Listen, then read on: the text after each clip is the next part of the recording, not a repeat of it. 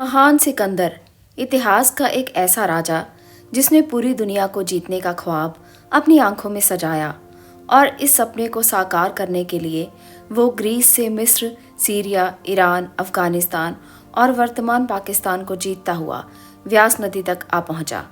करीब आधी दुनिया पर अपना कब्जा जमाने के बाद सिकंदर भारत आया, लेकिन यहाँ आने से पहले वो एक फकीर से मिलने पहुंचा। सिकंदर ने उस फकीर के बारे में बहुत सी बातें सुनी थी, इसलिए वो उससे वहां मिलने पहुंचा।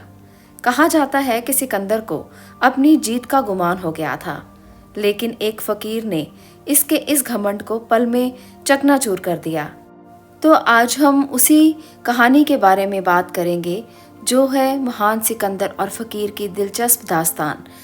डायोजनीज नाम का शख्स हमेशा परमानंद की अवस्था में रहने वाला एक अद्वितीय फकीर था, जिसकी वजह से सिकंदर उससे मिलना चाहता था। जब सिकंदर डायोजनीज नाम के इस फकीर से मिलने पहुंचा तो उस फकीर ने सवाल किया कि तुम कहाँ जा रहे हो। सिकंदर ने कहा कि मुझे पूरा एशिया महाद्वीप जीतना है, इसलिए एक बड़ी जंग लड़ने जा रहा हूँ। डायोजनीज ने पूछा कि उसके बाद क्या करोगे। जवाब आया कि सारी दुनिया जीतने के बाद वो आराम करेगा। डायोजनीज ने हंसते हुए कहा कि जो आराम तुम इतने दिनों बाद करोगे वो तो मैं अभी कर रहा हूँ। अगर तुम्हें आराम ही करना है तो फिर इसलिए इतना कष्ट उठाने की क्या ज़रूरत है। और फकीर इतना कहकर हंसने लगा। ये बात सिकंदर को रास नहीं आई। सिकंदर ने गुस्से में आग बबूला होते हुए फकीर से कहा कि शायद तुम मुझे नहीं जानते हो या फिर तुम्हारी मौत आई है। पूरी दुनिया को जीतने वाला मैं महान सिकंदर हूँ। सिकंदर की ये बात सुनकर फकीर और जोर से हंसने लगा और कहने लगा कि तुम मुझे महान नहीं बल्कि दीन दरिद्र दिखाई देते हो। भले ही तुमने पूरी दुनिया को जीत लिया है, लेकिन तुम अभी भी एक साधारण मनुष्य ही हो। अगर तुम सच में महान हो तो मेरी एक बात का जवाब दो। सिकंदर उसकी बात सुनकर थोड़ा शांत हुआ और फकीर से सवाल पूछने के लिए कहा, जिसके बाद फकीर ने उससे सवाल पूछते हुए कहा कि अगर तुम किसी ऐसे रेगिस्तान में फंस जाओ जहां पीने के लिए एक बूंद भी पानी ना हो और बहुत ढूंढने के बाद अगर तुम्हें किसी एक ग्लास में पानी मिल जाए तो उसके बदले में तुम क्या दोगे। थोड़ी देर सोचने के बाद सिकंदर ने जवाब दिया कि वो एक ग्लास पानी के बदले अपना आधा राज्य दे देगा। फकीर ने फिर पूछा कि अगर आधे राज्य के बदले में भी एक ग्लास पानी नहीं मिला तो क्या करोगे। जवाब में सिकंदर ने कहा कि ऐसी हालत में मैं अपना पूरा राज्य दे दूंगा।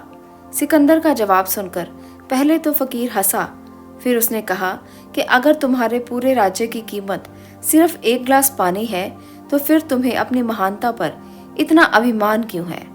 गौरतलब है कि फकीर डायोजनीज के मुख से ये कड़वी हकीकत जानने के बाद सिकंदर का सारा अभिमान पल में चूर चूर हो गया। इसी प्रकार से डायोजनीज और सिकंदर के बारे में बहुत सी ऐसी बातें हैं जो हमें सुनने को मिलती हैं। इन्हीं में से एक और बात मैं आपसे यहाँ पर आज साझा करने वाली हूँ, जो इस कहानी को और भी रूप देने वाली है, जो इस कहानी का अंत आपके सामने बहुत खूबसूरत देने वाली है। तो इस बात को भी आप ज़रूर सुने ताकि आप इसमें खो जाएं। डायोजनीज एक निराला और हमेशा मग्न रहने वाला भिखारी था, जो यूनान में एक नदी के किनारे रहता था। किसी ने उसे बहुत सुंदर भीख का एक कटोरा दिया था। वो हमेशा एक लंगोटी ही पहनता था। वो मंदिरों के दरवाजों पर भीख मांगता था और जो कुछ भी मिलता खा लेता था। एक दिन खाना खाने के बाद वो नदी की ओर टहलने निकला। तभी एक कुत्ता उसे पीछे छोड़ते हुए नदी की तरफ भागा। थोड़ी देर नदी में तैरकर वह कुत्ता बाहर निकला और मजे से मिट्टी में लौटने लगा। ये सब देखकर डायोजनीज ने सोचा कि हे भगवान, मेरी जिंदगी तो कुत्ते से भी बदतर है। डायोजनीज ने हालांकि उस समय पूरी तरह आनंद मगन में अपनी दिन बिताए थे, लेकिन वो सोच रहे थे कि उसकी जिंदगी कुत्ते से भी बुरी है, क्योंकि जब भी वह नदी में कूदने की सोचता था उसे अपने कपड़ों के गीले होने की चिंता हो जाती थी। उसे लगता था कि अगर उसका सुंदर भीख का कटोरा कोई ले गया या वो वहीं छूट गया तो क्या होगा। बस उस दिन ही उसने अपना भीख का कटोरा और कपड़े फेंक दिए और हमेशा के लिए वस्त्रहीन होकर रहने लगा। एक दिन जब सिकंदर राजसी कपड़ों में अपने बड़े से घोड़े पर आया तो उसने डायोजनीस को नदी किनारे लेटे देखा। उसकी आंखें बंद थी और वो रेत में परमानंद से भरपूर होकर लौट रहा था। सिकंदर ने चिल्लाते हुए कहा, तुम घिनौने जानवर की तरह हो, तुम्हारे शरीर पर कपड़े का एक टुकड़ा भी नहीं है, तुम किस बात पर आनंदित हो रहे हो? डायोजनीस ने सिकंदर को कहा और एक ऐसा सवाल पूछा जिसे एक राजा से पूछने की हिम्मत किसी को नहीं हो सकती थी। उसने कहा, क्या तुम भी मेरी तरह बनना चाहते हो?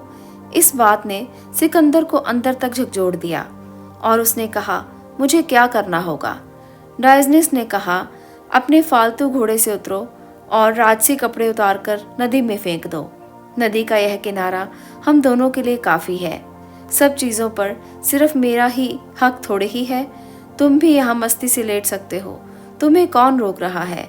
सिकंदर ने कहा, मैं भी तुम्हारी तरह बनना चाहता हूँ, लेकिन तुम्हारे जैसे काम करने का मुझ में साहस नहीं है। सिकंदर का दूसरा नाम साहस था। फिर भी उसने ये माना कि डायोजनीस के जैसे काम करने की हिम्मत उसमें नहीं थी। इसलिए सिकंदर ने डायोजनीस से कहा कि मैं तुम्हें अगले जन्म में मिलूंगा, फिर तुम्हारे जैसे काम करूंगा। उसने इस बात को अगले जन्म पर टाल दिया, लेकिन किसी को क्या पता कि वो अगले जन्म में क्या बनेगा।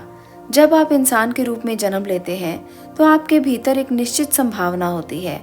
अगर आपने उसे बेकार कर दिया और महत्वपूर्ण कार्यों को अगले जन्म पर टाल दिया तो कौन जाने अगले जन्म में क्या होने वाला है। एक पल के लिए सिकंदर नजदीक आया था, लेकिन फिर उसने इस बात को टाल दिया। इस घटना के कारण एक खास किस्म की अनासक्ति उसके अंदर पैदा हो गई। युद्ध के प्रति उसका जुनून खत्म हो गया, लेकिन वो अपनी आदतों से जूझता रहा और फिर भी युद्ध लड़ता रहा। जैसे ही उसका जुनून खत्म हुआ, उसकी ऊर्जा भी जाती रही और अंत में उसकी मौत हो गई। मौत से ठीक पहले उसने अपने लोगों को एक बड़ा अजीब निर्देश दिया। उसने कहा, मेरे लिए जो ताबूत बनाया जाए उसके दोनों तरफ 2 छेद होने चाहिए, जिसमें से मेरे दोनों हाथ ताबूत से बाहर रहें। हाथ बाहर रखकर मैं लोगों को ये दिखाना चाहता हूँ कि सिकंदर महान भी इस दुनिया से खाली हाथ ही लौटा है। ये एक ऐसी बात थी जो सिकंदर ने अपने जीवन में की। सिकंदर ने अपने जीवन में जो भी किया, जितने भी युद्ध जीते, जितने लक्ष्य स्थापित किए, जितना कुछ भी उसने अपने नाम किया, वो सब इस दुनिया में छोड़कर खाली हाथ वो इस दुनिया से चला गया और साथ में लेकर गया डायोजनीस जैसे महान संत की शिक्षा। उसकी जो भी शिक्षाएं सिकंदर महान ने सीखी, जो भी समझा, जो भी सोचा, वो उसके जीवन में उसके साथ हमेशा बना रहा और वो जाते समय भी सिर्फ वही अपने साथ लेकर गया और कुछ भी उसके साथ नहीं गया। जीवन बिल्कुल इसी तरह का है। जो चीज़ें हम इकट्ठी करते हैं, हम उन्हें यहीं छोड़कर खाली हाथ जाते हैं, और जो हमारे लिए शिक्षा है, हमारे लिए जो चीज़ें सीखने लायक हैं, जो समझने लायक हैं, उन चीज़ों को जब हम समझ जाते हैं तो ज्ञान की वो ज्योति जलती है जो हमारे साथ अंत के बाद भी साथ साथ चलती है, और उसी प्रकाश के साथ हम जीवन का एक अलग मार्ग तय करते हैं। तो इसलिए कभी भी उन चीज़ों को इकट्ठा करने में अपना समय व्यर्थ ना गवाएं जो आपके साथ नहीं जाएंगी।